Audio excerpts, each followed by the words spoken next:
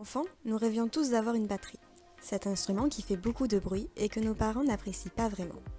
Bien sûr, notre objectif était seulement de taper dessus, plus par amusement que pour former une musique. Mais savez-vous que l'apprentissage de la batterie peut être d'une très grande aide pour les enfants et les adolescents atteints de TSA? Qu'est-ce que le TSA? Le TSA, ou trouble du spectre de l'autisme, regroupe un ensemble de troubles neurobiologiques qui agissent sur le développement des personnes dites autistes. Parmi ces troubles, on peut retrouver notamment des difficultés dans les interactions sociales et la communication, des comportements, des activités et des intérêts restreints ou répétitifs.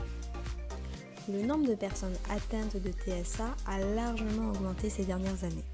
C'est pourquoi il est important de trouver des outils pédagogiques pouvant aider les personnes atteintes. La batterie en est un. Comment l'apprentissage de la batterie peut-il aider les personnes autistes? La musique est connue depuis longtemps pour promouvoir la cognition et l'émotion, autant chez les personnes en bonne santé que celles atteintes de troubles. Beaucoup de chercheurs ont remarqué un impact sur le comportement de personnes atteintes de troubles autistiques lorsque celles-ci pratiquaient des activités. La batterie en est un exemple bien connu.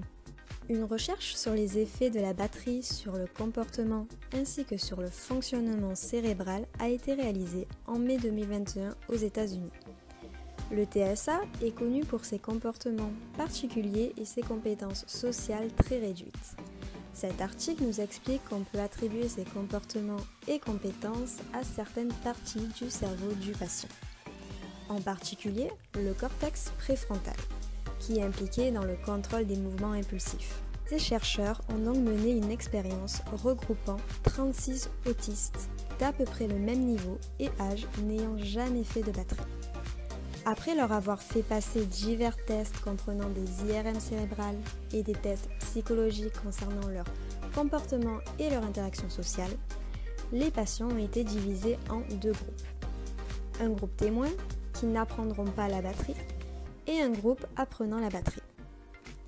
8 semaines après, on leur a fait passer à nouveau ces tests et c'est là que les résultats sont intéressants. Bien entendu, chez le groupe témoin, on ne remarque aucune évolution, quelle qu'elle soit.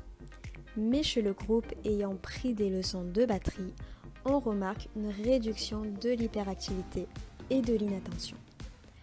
En effet, la batterie améliorerait le contrôle des actions, la concentration, réduirait les comportements problématiques, répétitifs et stéréotypés, ce qui suggère une capacité accrue à gérer les relations sociales.